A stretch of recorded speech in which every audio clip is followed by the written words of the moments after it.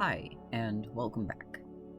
For those of you who are returning, I think I'm probably going to be dropping the guys, gals, and non-binary pals intro because I don't really feel like it fits the tone of my channel, work, or discussions all that much, and it is a little cheesy to say it every time I do a recording. I think for now we're going to stick with an easy little hi, and welcome back. With that said, if you're new here, my name is Sky, and I talk about a variety of topics ranging from art techniques and schools or communities to fandom and media analysis, and occasional stories. It's been a while since my last voiceover like this, and I want to apologize for that. I know some of you might be waiting for the video on the writing of Stranger Things that I promised, and I am working on that. Some things came up to kind of rearrange my priorities, so thank you so much for your patience.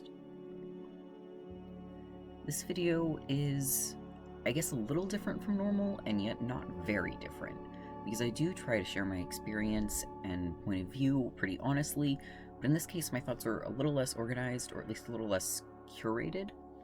Usually I want to give you guys the cleanest, easiest to understand version of the high-powered ping-pong ball that is any topic bouncing around in my head. But for a couple of reasons, this one is a little bit more personal and thus more chaotic. The outline turned out a lot longer than I anticipated, so I want to say thank you in advance for bearing with me. And thank you in advance for putting up with any potential interruptions my cat may decide to unleash upon us. Some of the topics I'm going to mention today are loosely planned for future videos, and as ever, I have a few disclaimers before I get into anything. Today, I'm going to be talking a little bit about social media and the effect I feel like it's had on me personally as an artist. Specifically, the effect that the kind of social media and internet communities I've engaged with have affected me, and especially how some of those negative effects have become debilitating to both my health and my career. This isn't quite an informative video so much as something I hope will help others who might be in a similar situation with these or other parts of their lives. I do want to make it very clear that I am not outright condemning any of the sites or communities I mention here. I think that any social media can be a tool to positive effect, but that you need to exercise care in how you interact with those tools. Likewise, I think most, if not all, communities have the potential to be harmful or exploitative. Perhaps not even intentionally, mind. And I say most because I don't think anyone can in good faith say that communities with a focus on promoting hate or harmful ideas as their main zeitgeist are helpful in any way. But most communities can be warm, welcoming environments that help people to feel accepted and at home where they otherwise might not. While it's not very likely that I'm going to make a whole video on social media and artists, I think that this topic has been talked to death again and again by pretty much every big name I can think of. I do plan on making a video discussing closed species, or CS communities, because I know that they're kind of one of the art community's favorite punching bags, and I'd kind of like to explore the other side of that from the perspective of someone who has had involvement with them. This is not that video, however, and today I'm going to be primarily talking about how failing to properly protect myself from the potential risks of the tools and communities at my fingertips has harmed me and my trajectory as an artist. Again, this is not to disparage any community I have been a part of. While I don't feel comfortable using a phrase like, "I brought this on myself," because we don't stand self-flagellation in this household, and phrases like that do prime us for victim blaming later on, I do share the same responsibility as every other person on the internet to moderate my own experience. Instead of treating this like an accusation against others or accusing myself of stupidity, I want to focus instead on the ways that mental health can make it difficult to realize you're falling into these pitfalls. Now I'm choosing to hit my personal reset button to get myself out of the hole I tripped into. So I'm going to start this in the order that I put things together.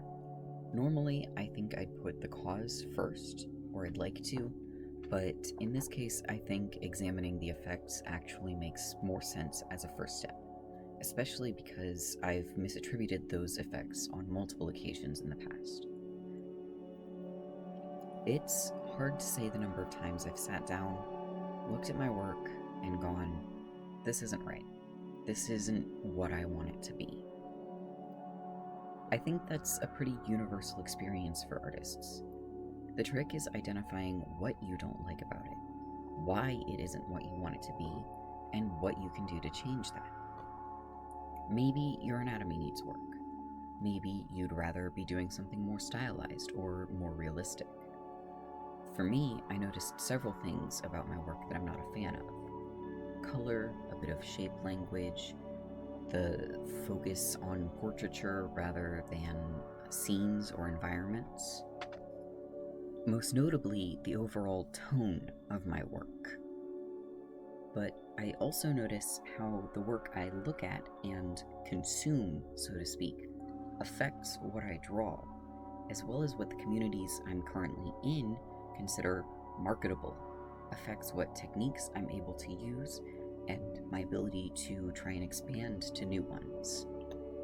It's sort of like thinking about how what you eat directly correlates to how your body reacts to those foods, and where you live directly correlates to what foods you have access to.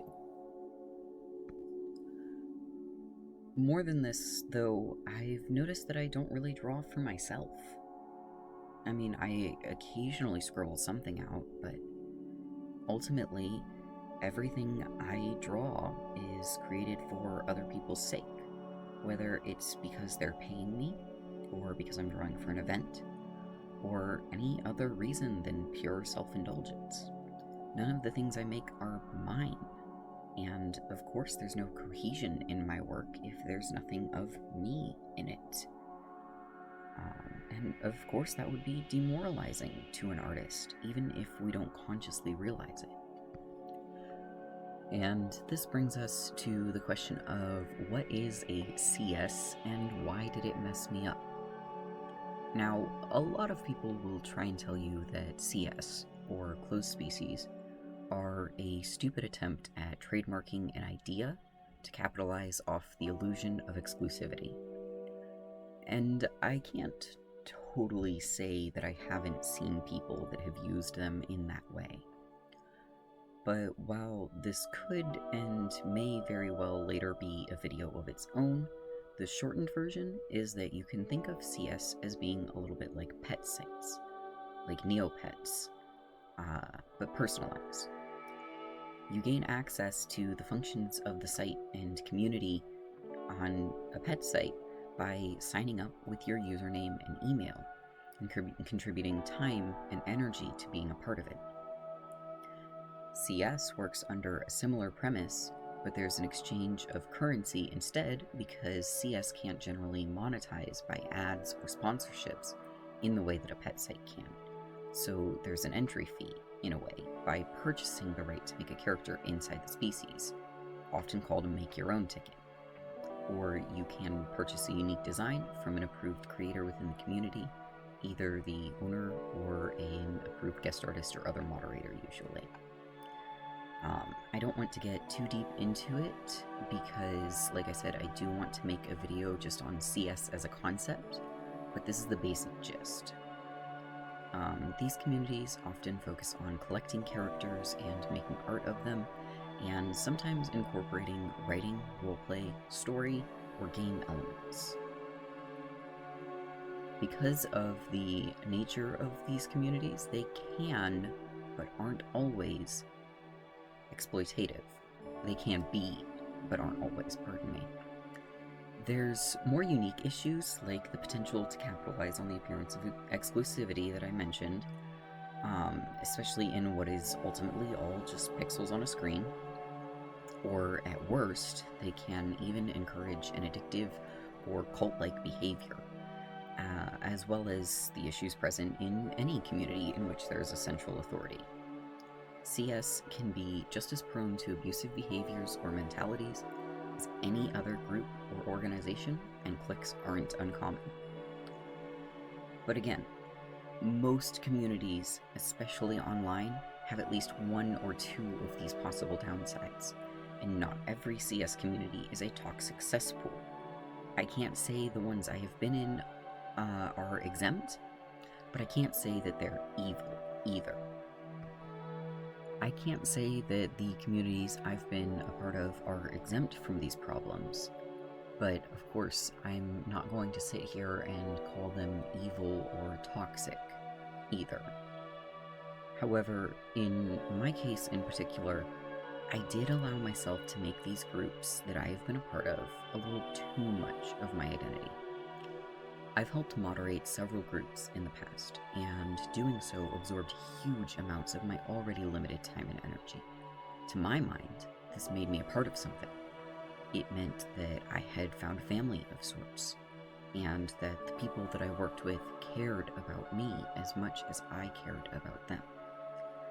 I assumed that my presence as a trans person on the moderation team meant that there wouldn't be people expressing disgust over trans bodies for the crime of existing, or worse, being drawn for original characters behind the scenes. You might have picked up on the fact that this obviously wasn't always the case. And I do hold myself accountable, because all of that was assumptions that I made. I deliberately abandoned an amount of caution that I would have had in any other space, because I simply assumed that the spaces were what I desperately wanted them to be, and at least some of the onus on shattering that is on me for making the assumption in the first place.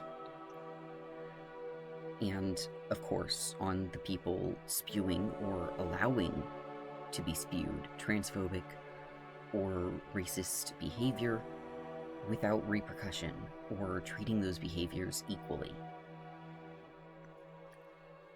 But the point here is that while these communities can be lovely environments that encourage creativity and story building and interaction, that isn't what they are for me right now. Regardless of what they might be for other people, and regardless of what they have the potential to be for me or others. Right now, they feel frightening, they feel alienating, and because of these, and I know it sounds dramatic, but to apply more clinical terms, because these instances have exacerbated trauma that I carry, I've realized I need to step away from them, at least for a while, in order to heal and reframe my thinking about my relationship to them. This may mean detaching myself completely from some of these communities, or it may just mean limiting my involvement heavily in the future. Right now, I don't know exactly what that will look like, and only time will tell. Moving on from that, the detriments of social media on artists have been talked to death and shouted from rooftops. It's the same general gist as the detriments social media has on everyone who uses them to varying degrees. Mental health, reliance on likes and attention for validation of your existence, or your work's existence in the case of artists. Pressure to jump from topic to topic in order to keep up with the ever-constant stream of content with a capital C in order to stay relevant. I don't think I need to keep going, honestly. But I think in my case, I fell into the same trap when it comes to social media that I did with CS. I started thinking of the surface level relationships I made online as deeper than they were. And this isn't some go outside and touch grass moral of the story, by the way. My closest, oldest, and best friend in my life is someone I met on Tumblr in like 2013, and we've only seen each other in person once.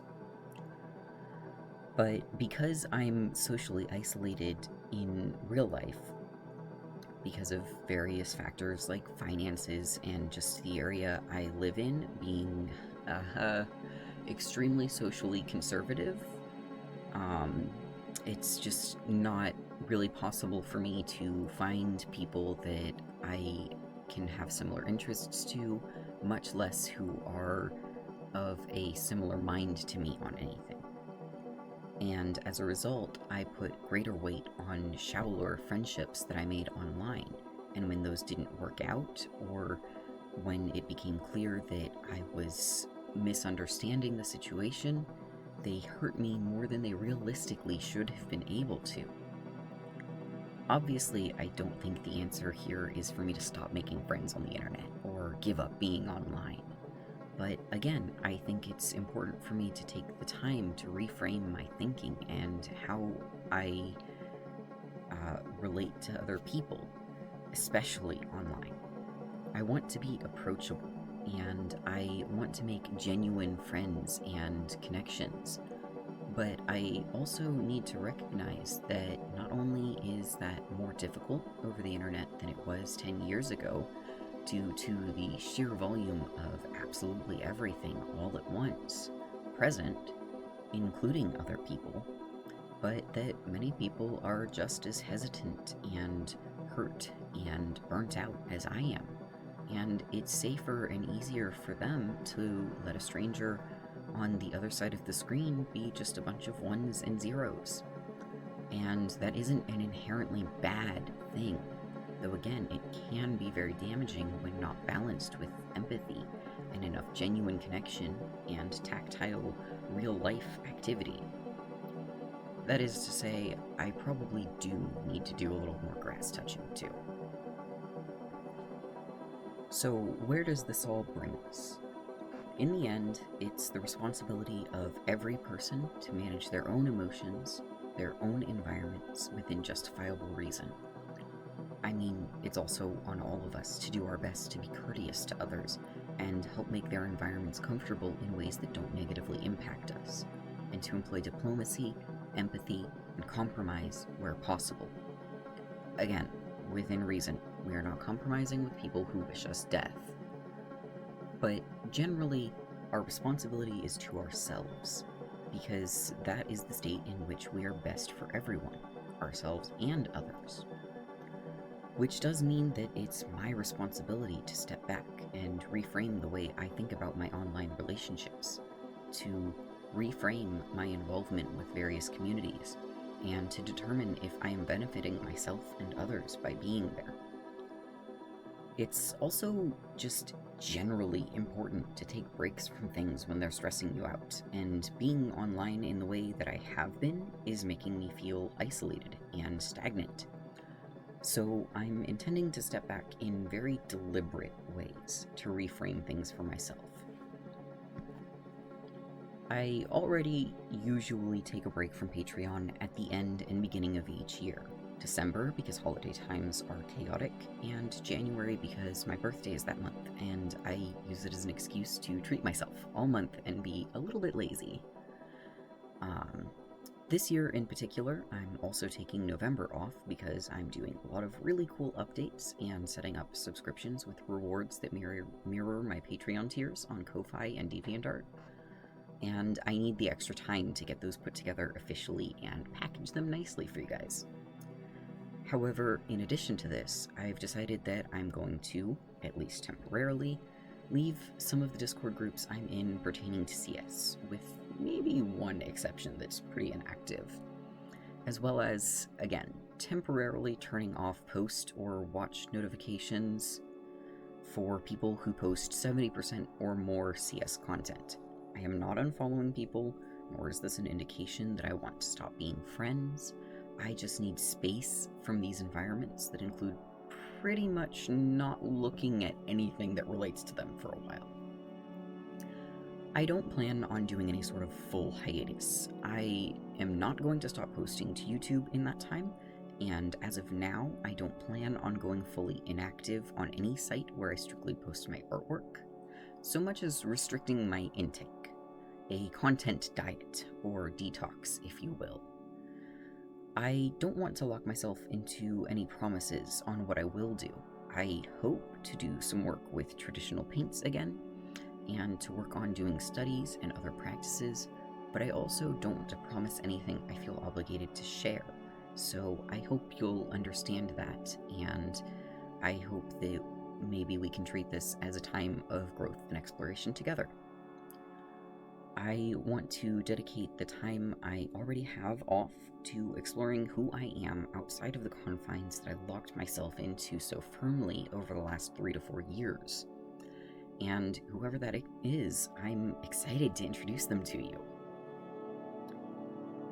And finally, I want to say thank you so much to everyone who took the time to sit through this video and watch to the end. Really, I know it was long, and it means a lot to me. While obviously going into November, I won't be receiving payments from my Patreon, you can always donate to my Ko-Fi or keep an eye out for when new patron subscription spots open. Say that 5 times fast in the new year. Or do any of the YouTube stuff like liking, sharing, subscribing, and so on. It does feel weird to ask for comments on such a personal video, but the almighty algorithm does interpret them as a sign not to bury my work. So if you'd like to, that would mean a lot too. Maybe share if you've had similar experiences, and we can bond over a little solidarity. I'm really looking forward to turning things in a more upright direction, and what the new year will bring. Thank you again so much, and I'll see you next time. As ever, I want to offer a huge thank you and all of my love to my amazing patrons who have supported me through all of the rockiness of the past few years. Whether you're new or old, I desperately appreciate you. So thank you to Holmes, Brooke Dufresne, Chamomilian, Guts and Gaze, Tess Frost, Spirit of Stars, Ki Hiromaru, Arisark, Miles Mentis, Jordan Kirian, Tesla Charlatan, Nixium, Starlight Supernova, Gwenlinova, Kekarian, Zora, and Cosmic Kisses. Thank you so much. Your support means the world to me, and I'll see you next time.